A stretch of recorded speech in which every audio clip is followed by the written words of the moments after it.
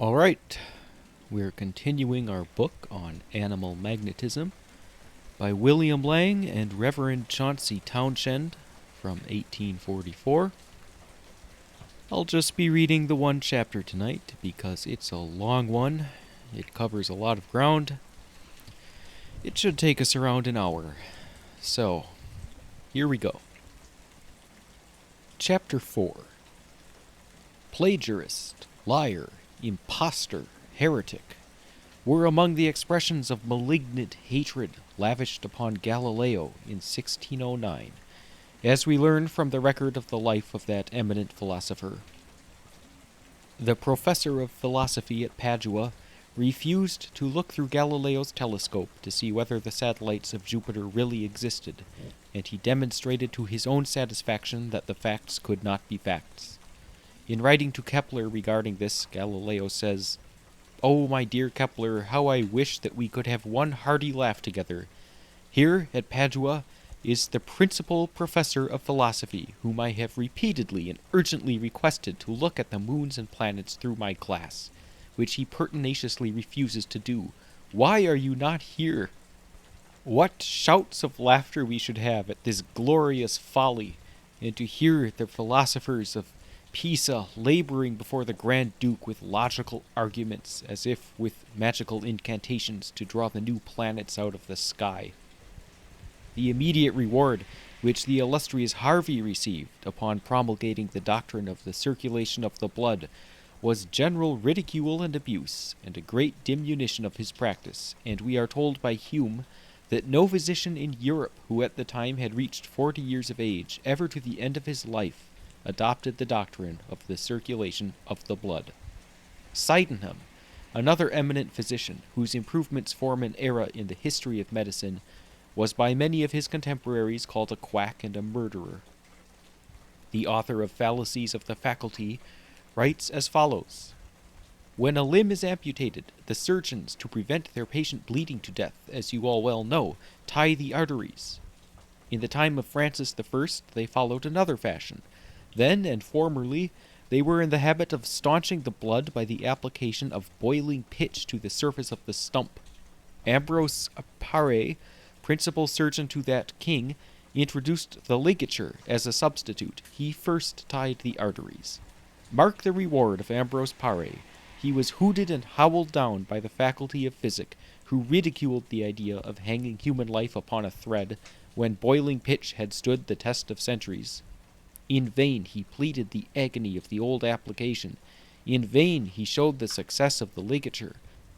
Corporations, colleges, or coteries of whatsoever kind seldom forgive merit in an adversary. They continued to persecute him with the most remorseless rancor. Luckily, he had a spirit to despise and a master to protect him against all the efforts of their malice. What physician nowadays would dispute the value of antimony as a medicine?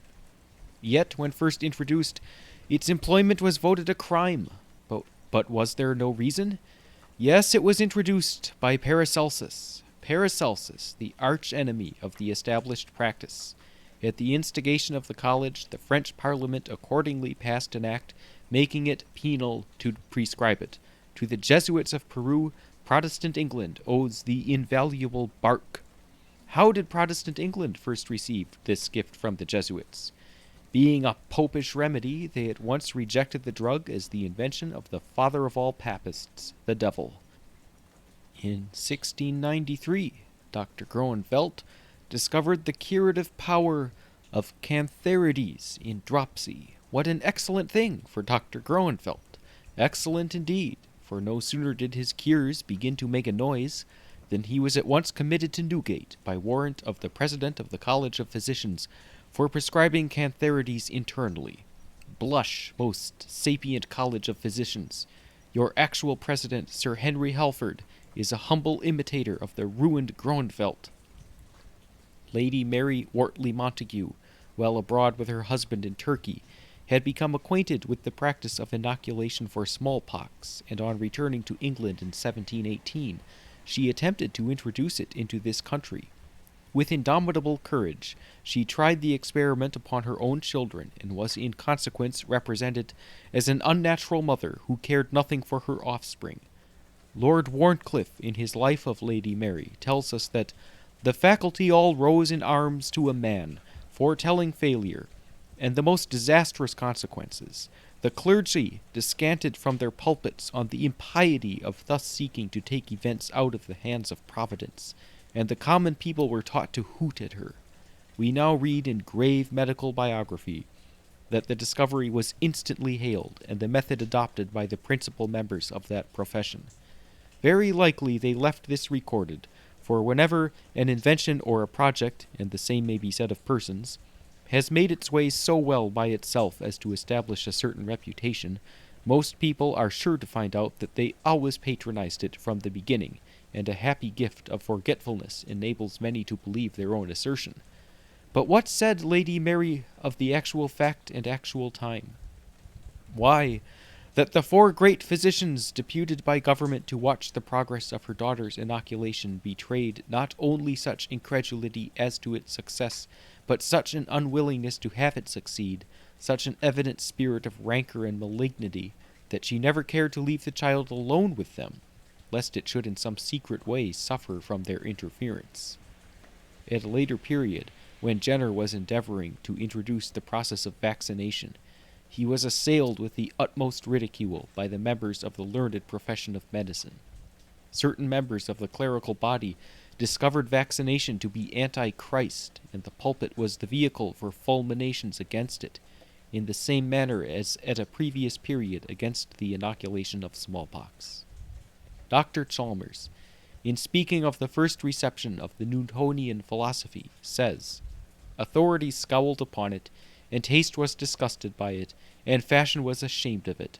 For more than 30 years, after the publication of Newton's discoveries," says Professor Playfair, "the Cartesian system kept its ground, and actually the Newtonian philosophy first entered the University of Cambridge under the protection of the Cartesian, by a stratagem of Dr. Samuel Clarke, who quietly explained the views of Newton, without any appearance of argument or controversy, in the form of notes to a new translation which he published of the French Cartesian work, long established as the textbook by the tutors of the university.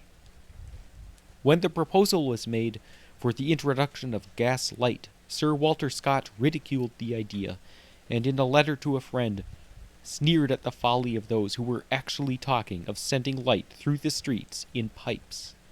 Sir Walter, however, had too much good sense to deny the existence of the light when it was actually produced, and besides becoming the chairman of a gas company in Edinburgh, he took advantage of its illuminating power at his residence in Abbotsford. Wollaston, the well-known man of science, is said to have declared of a similar proposal that they might as well attempt to light London with a slice from the moon. Dr. Elliotson states in his Human Physiology that when Laennec first published his great work, he procured a stethoscope and investigated his statements. "For a length of time," he goes on to say, "I found some at St. Thomas's treat percussion and auscultation with ridicule, some with absolute indignation, and others for years treated it with silent contempt, who all, I am happy to say, now practice both. I was, therefore, in the habit of studying them in the wards alone, and at hours when I expected to be unobserved. When I at length advocated and taught them in the school, one of my colleagues, I heard, pronounced it nonsense, or worse, in his lecture, and at the College of Physicians I heard a senior fellow, in a Croonian lecture, denounce the folly of carrying a piece of wood, some called the stethoscope, inutile lignum, into sick chambers, and making observations, to the destruction of all philosophical and dignified views, such as became men whose minds have been enlarged by the education which Oxford and Cambridge afford." When another fellow of the college was asked his opinion of auscultation in the wards of his hospital, he at once, as I was informed by the gentleman who asked the question, condemned it as nonsense, and when told that Elliotson assured his friends that he had a high opinion of it, and made his diagnosis of affections of the chest with infinitely more accuracy by its means, he replied, "Oh, it's just the thing for Elliotson to rave about." Yet good sense and truth have prevailed. This physician is now addressed as one who had the candor to examine auscultation at an early period when others despised it and who materially assisted to spread its adoption. The same eminent medical authority states that for years after he published his work on prussic acid in 1820, very few persons would employ it, and he was not only ill spoken of for recommending what was useless, but till very lately condemned for using dangerous poisons. In 1824, the formula for prussic acid was withdrawn from the new edition of the Pharmacopoeia, then in course of preparation. Yet, adds Dr. Elliotson, it is now employed universally and daily by good practitioners of all ranks. Similar statements regarding quinine and other remedies now in good repute in this country appear in the work to which we have already referred. The opposition of the medical profession has been as virulently directed against mesmerism as it was formerly against other modes of cure now in daily use, and of course scarcely any of the medical periodicals will admit articles in favor of the obnoxious science. To such a height was the fury of these learned and impartial men, carried by the reports of the cures performed by Dr. Elliotson, that the Council of University College London on the 27th of December 1838 came to the following resolution: Resolved, that the hospital committee be instructed to take such steps as they shall deem most advisable to prevent the practice of mesmerism or animal magnetism in future within the hospital. We have thus the melancholy fact demonstrated that many of the greatest discoveries ever made were received at the outset with ridicule and contempt. We could conceive an ignorant mob acting in this manner, but that men with any pretensions to science should thus demean themselves is most humiliating to human nature. Yet truly may we say with Dryden, "Books have spoiled them, for learned men are cowards by profession." Art of Love.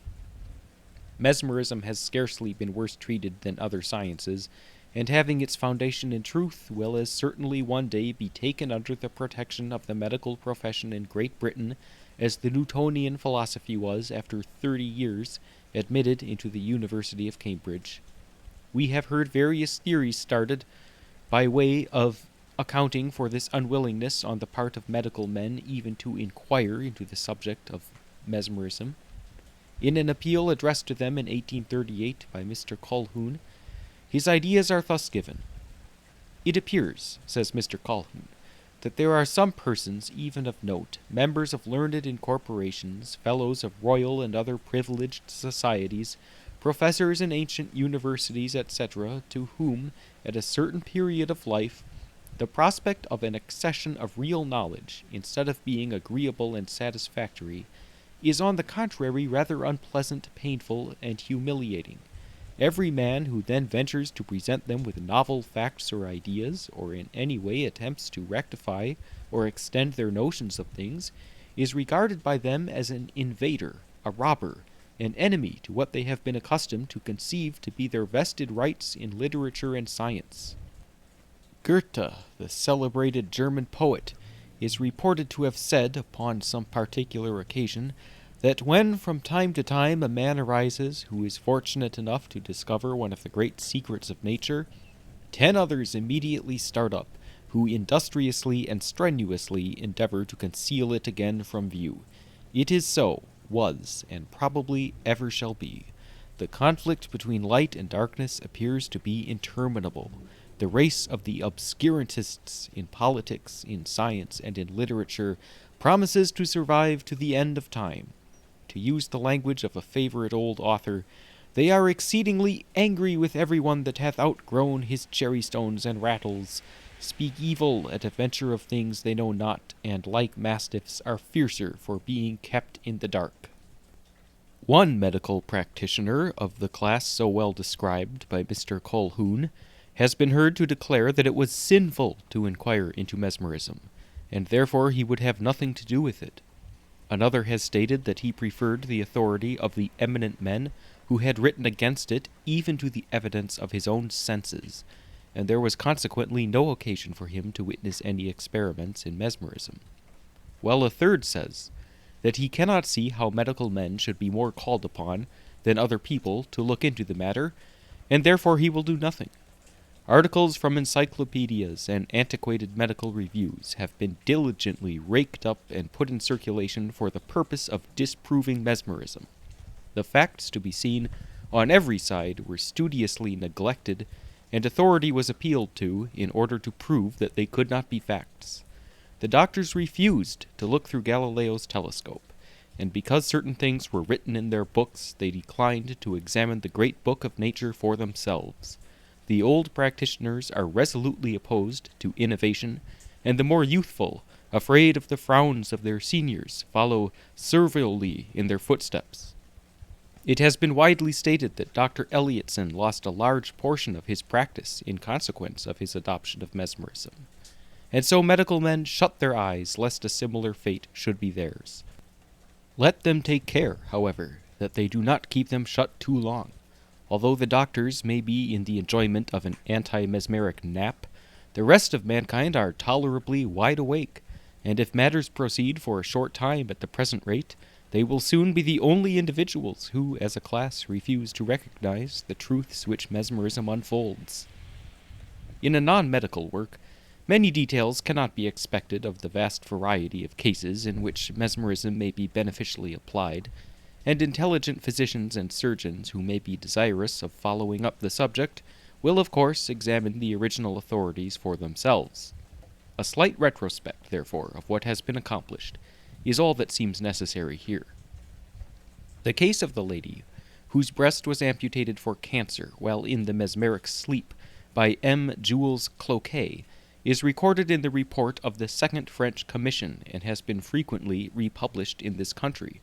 Attempts have of late been made to call the truth of the narrative in question, but they have merely brought disgrace upon the journals which gave currency to the unfounded statements. Footnote: for the most conclusive testimony in regard to this case, see Dr. Elliotson's Numerous Cases, etc.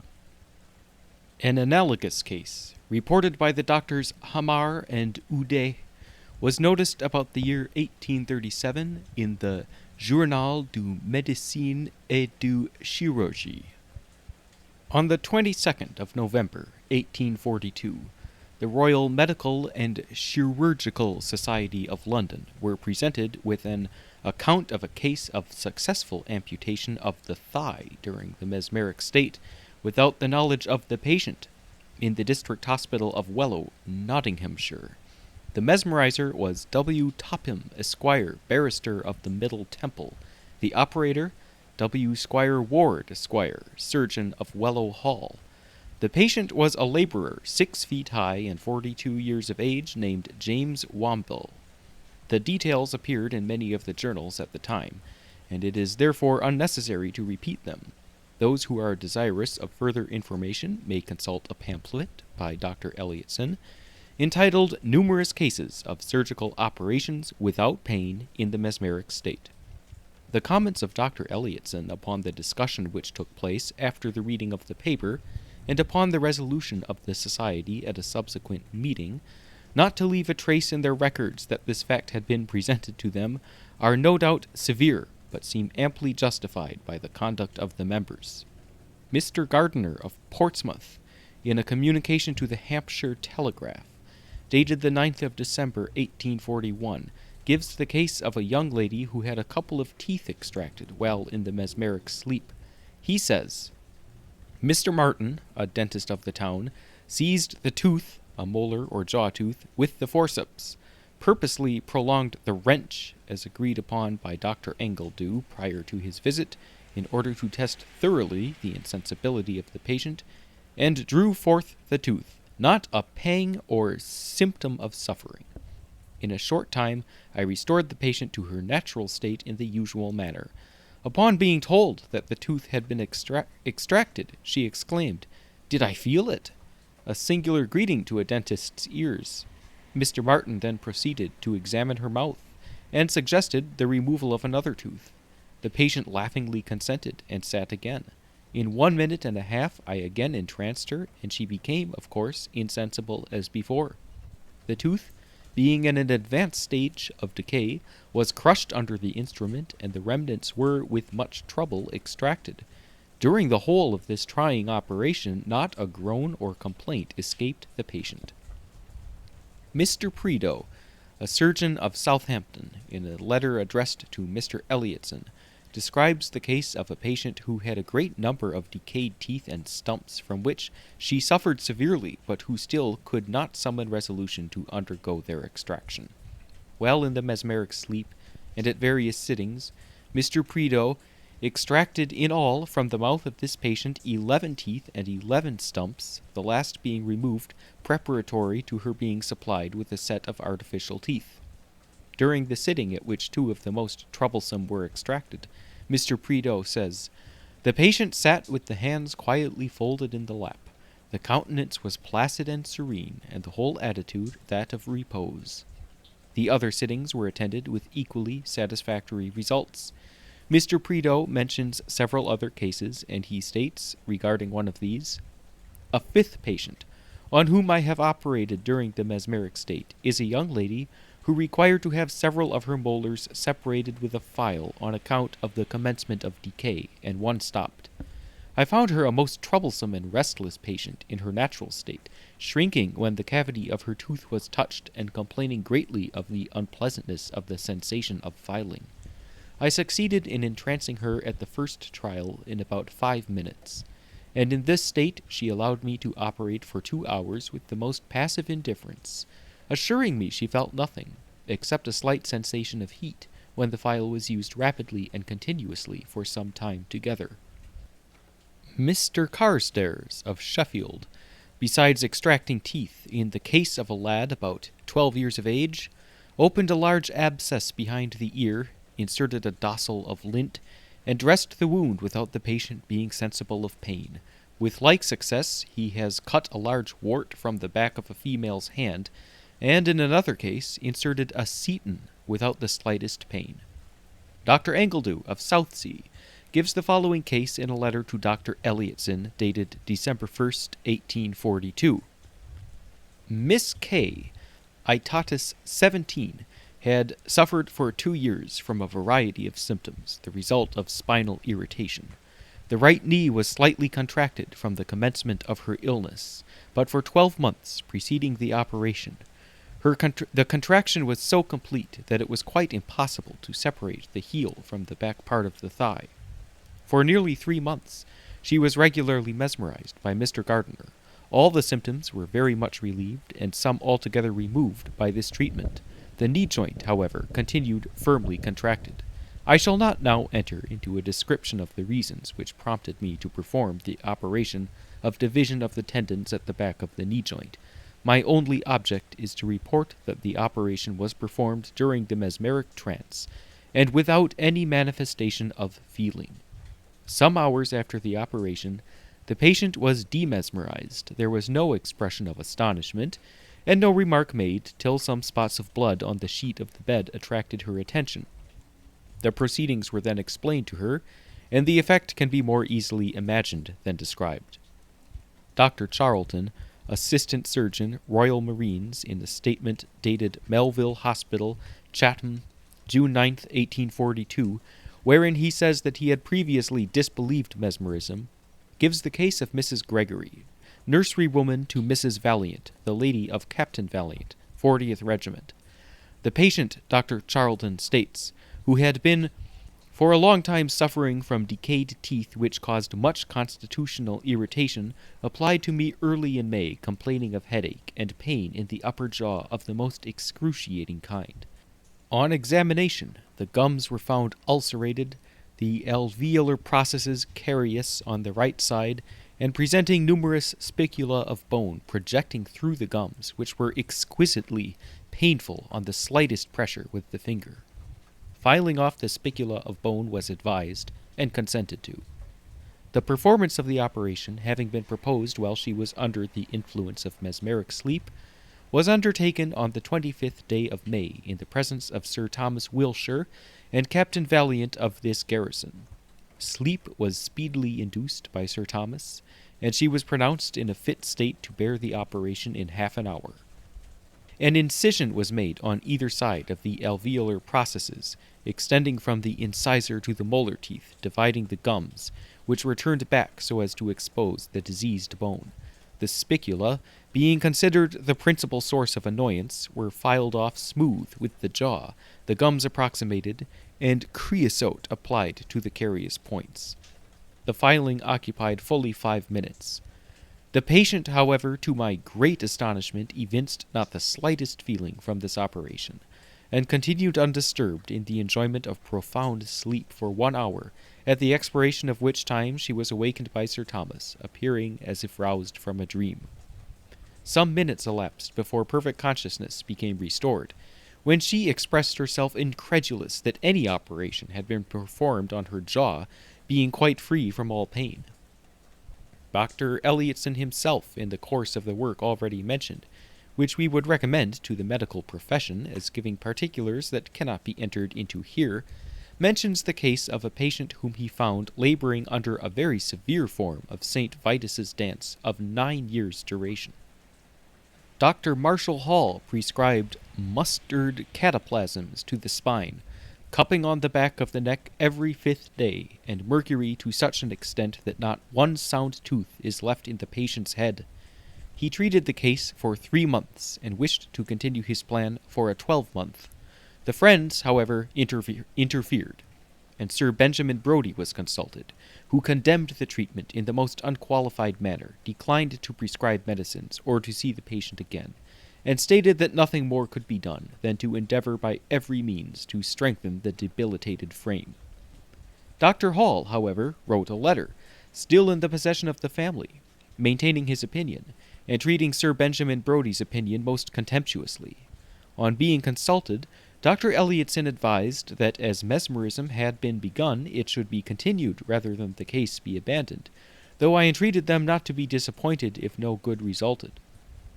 And he adds, for the last 4 months, mesmerism has been daily persevered with, and the gradual but steady improvement in the strength, the sleep, and looks of the patient, and the decline of the disease astonishes everyone.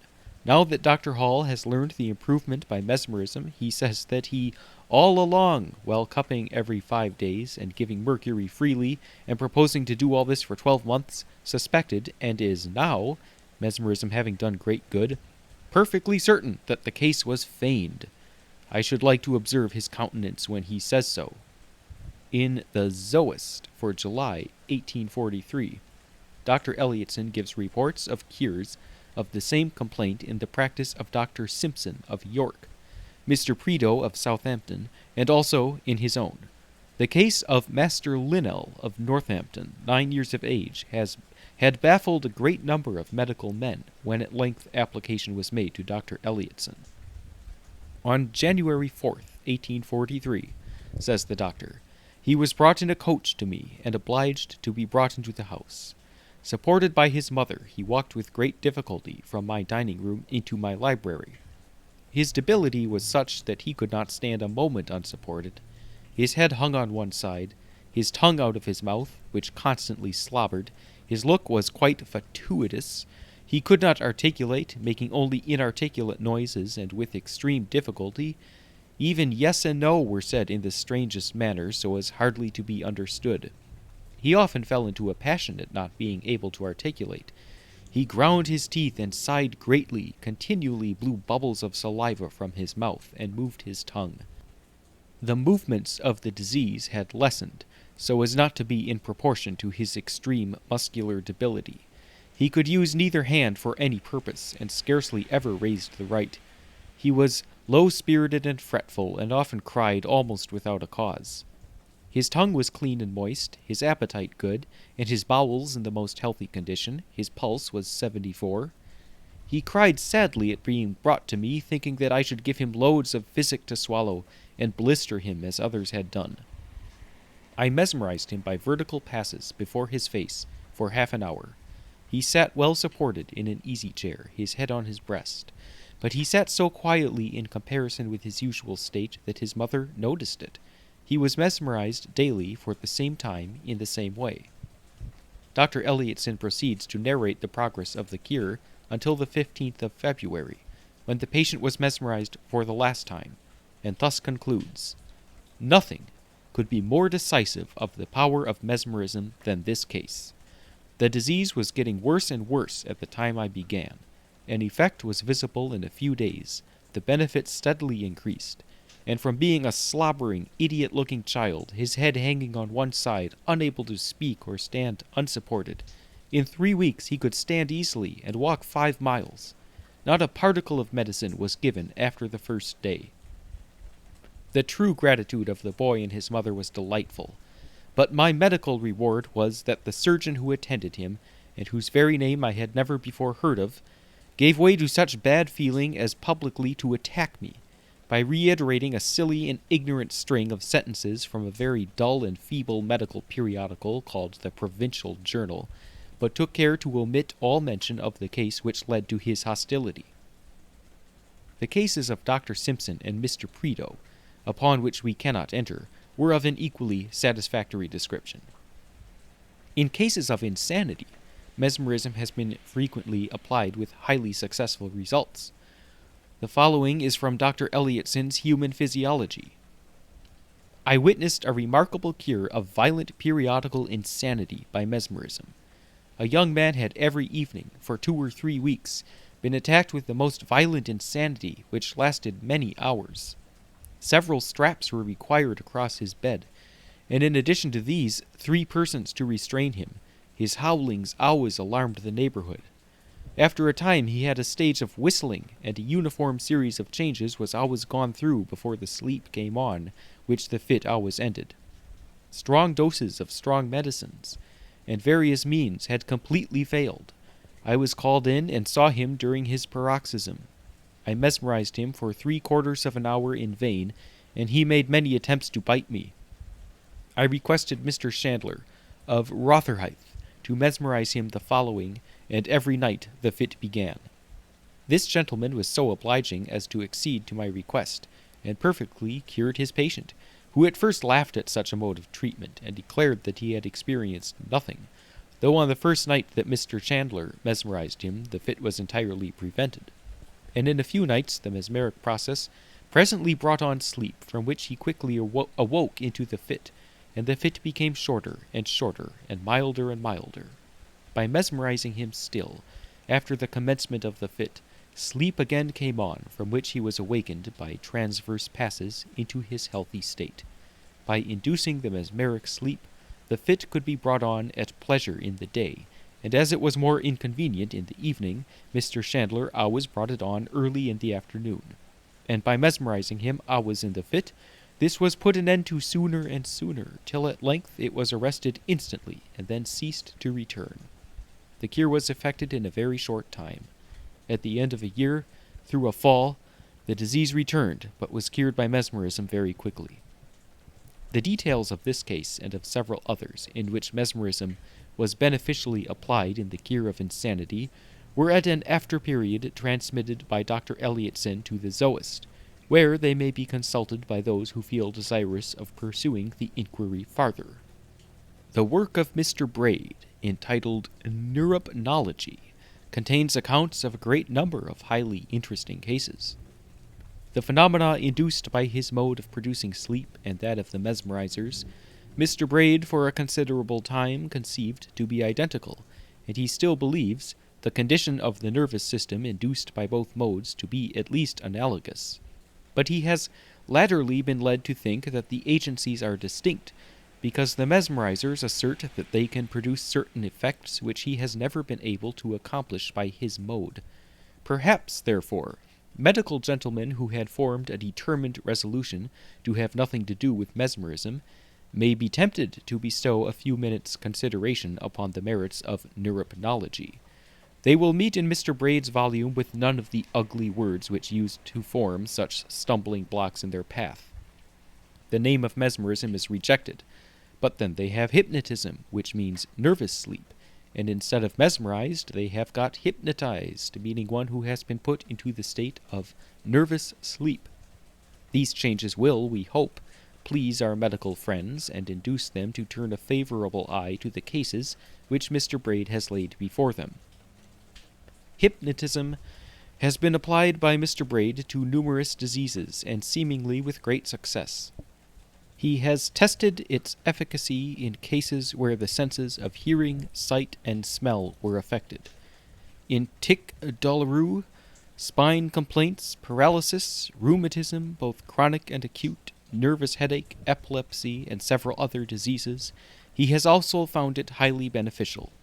Several cases of spasmodic affection are referred to as affording strong grounds to hope that tetanus, hydrophobia, and other analogous affections may be arrested and cured by this agency. While Mr. Braid's treatise was passing through the press, the above prediction was happily realized in respect to the former intractable and generally fatal disease. We extract the following account of the case from the preface to the work. Master J.B., 13 years of age, was suddenly attacked with chilliness and pain all over his body on the evening of 30th of last March. I was called to attend him the following day, when I considered he had got a febrile attack from cold, and prescribed accordingly. Next day, however, it had assumed a very different aspect. I now found I had got a severe case of opisthotonos to deal with. The head and pelvis were rigidly drawn back, the body forming an arch, and the greatest force could not succeed in straightening it or bringing the head forward. Whilst the spasm never relaxed entirely, it frequently became much aggravated when the head was so much drawn back as to seriously impede respiration. The legs were also sometimes flexed spasmodically. The effect of the spasm in obstructing the respiration and hurrying the circulation was very great, and seemed to place the patient in great jeopardy. The pulse was never less than 150, but during the paroxysm was considerably increased. It was evident I had got a most formidable case to contend with, and that no time ought to be lost. I therefore determined to try the power of hypnotism, well knowing how generally such cases end fatally under ordinary treatment. He was quite sensible, and the only difficulty in getting him to comply with my instructions arose from the recurrence of the severe spasmodic attacks. In a very few minutes, however, I succeeded in reducing the spasm so that his head could be carried forward to the perpendicular, his breathing was relieved, his pulse considerably diminished, and I left him in a state of comparative comfort. In about 2.5 hours after I visited him again, accompanied by my friend Dr. Cochrane, the spasms had recurred, but by no means with the same violence. Dr. Cochrane had no difficulty in recognizing the disease, but did not believe any means could save such a case. He had never seen a patient hypnotized till that afternoon, and watched my experiment with much interest and attention. He seemed much and agreeably surprised by the extraordinary influence which an agency so apparently simple exerted over such a case. The pupil was speedily dilated, as if under the influence of belladonna. The muscular spasm relaxed, and in a few minutes he was calmly asleep. Having ordered 3 calomel powders to be given at intervals, we left him comfortably asleep. Next day there was still spasm of the muscles, but by no means so severe. Whilst I determined to follow up the hypnotic treatment, which had been so far successful, I considered it would be highly imprudent to trust wholly to that in the treatment of such a case. As I consider such cases are generally attended with inflammation of the medulla oblongata and upper part of the spinal cord, I bled him and ordered the calomel to be continued. The same plan was persevered in, hypnotizing him occasionally for some days, administering calomel till the gums were slightly affected, cold lotion to the head, and the antiphlegistic regimen till I considered all risk of inflammatory action past, when he was treated more generously, and I am gratified to say he is now quite well. In conclusion, Mr. Braid remarks, I feel quite confident that without the aid of hypnotism this patient would have died. I sincerely wish it may prove equally successful in other cases of the kind, and also in that hitherto fatal disease, hydrophobia. My anxiety to see it fairly tried in the latter disease induces me to offer my gratuitous services in any case of that disease occurring within a few hours' journey of Manchester. Mr. Braid gives reports of cases amounting to between 60 and 70 in the various branches of disease which we have enumerated, and which we hope his medical brethren will have the candor to receive in the manner they merit, coming from an intelligent member of their own profession. It is really time that the disgraceful and in some instances unprincipled opposition offered by medical men to mesmerism should cease.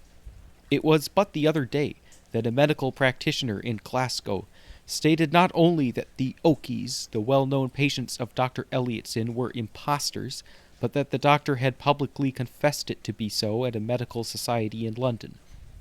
Listen to what Dr. Elliotson states on this head in his numerous cases, published in 1843.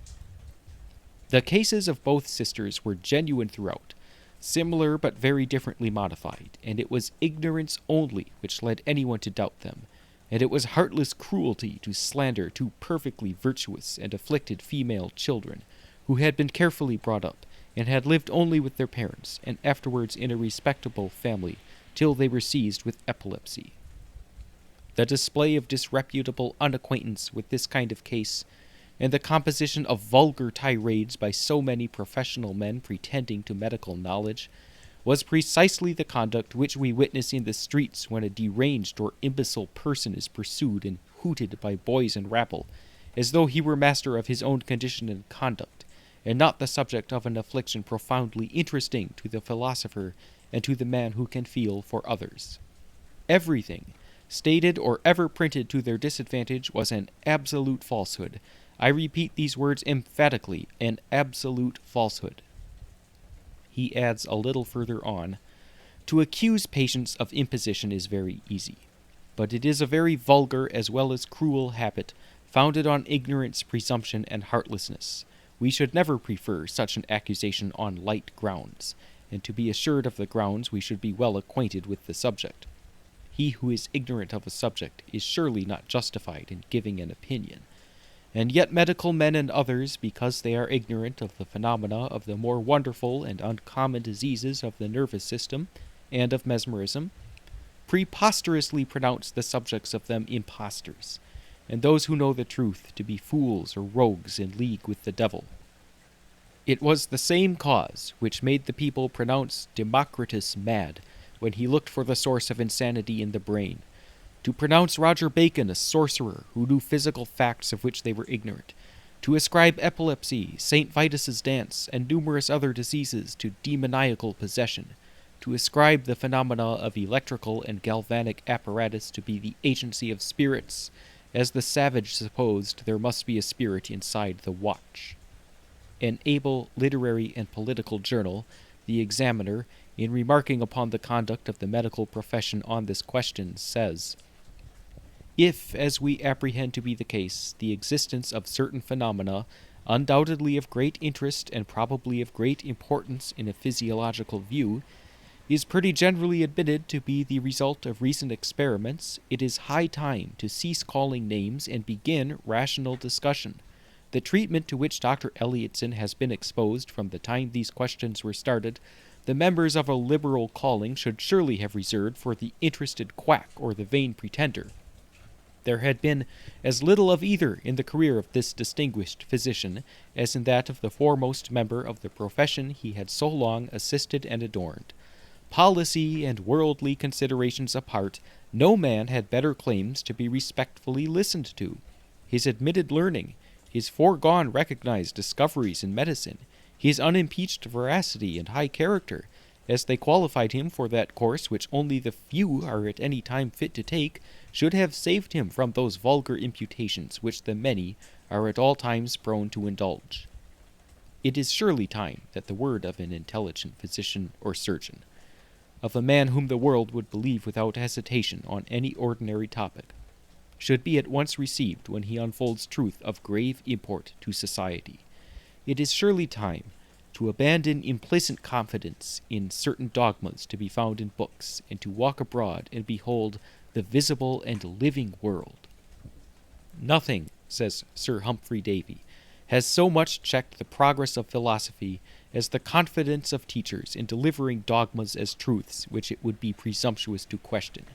It was this spirit which for more than 10 centuries made the crude physics of Aristotle the natural philosophy of the whole of Europe. It was this spirit which produced the imprisonment of the elder Bacon and the recantation of Galileo.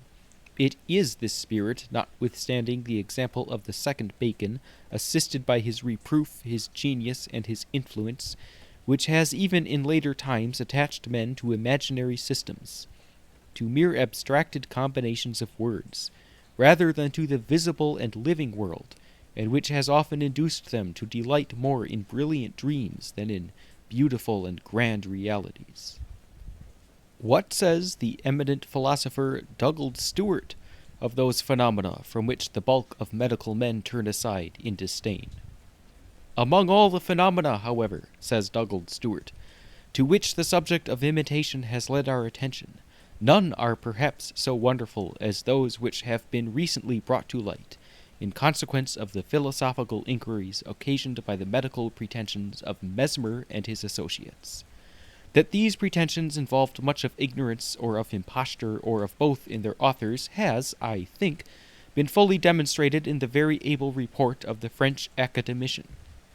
But does it follow from this that the facts witnessed and authenticated by those academicians should share in the disgrace incurred by the empirics who disguised or misrepresented them? For my own part, it appears to me that the general conclusions established by Mesmer's practice with respect to the physical effects of the principle of imitation and of the faculty of imagination, more particularly in cases where they cooperated together, are incomparably more curious than if he had actually demonstrated the existence of his boasted fluid. Nor can I see any good reason why a physician who admits the efficacy of the moral agents employed by Mesmer should, in the exercise of his profession, scruple to copy whatever processes are necessary for subjecting them to his command, any more than that he should hesitate about employing a new physical agent, such as electricity or galvanism. The arguments to the contrary, alleged by the commissioners, only show that the influence of imagination is susceptible of a great abuse in ignorant or in wicked hands, and may not the same thing be said of all the most valuable remedies we possess? Nay, are not the mischievous consequences which have actually been occasioned by the pretenders to animal magnetism the strongest of all encouragements to attempt such an examination of the principles upon which the effects really depend, as may give to scientific practitioners the management of agents so peculiarly efficacious and overbearing? Facts which were thus spoken of by Douglas Stewart, and which have engaged the attention of such minds as those of Laplace, Cuvier, Treviranus, Sprengel, Agassiz, Coleridge, Shelley, Chevenix, Elliotson, Mayo, and Sir William Hamilton, cannot certainly be unworthy the investigation of the members of a literary and learned profession.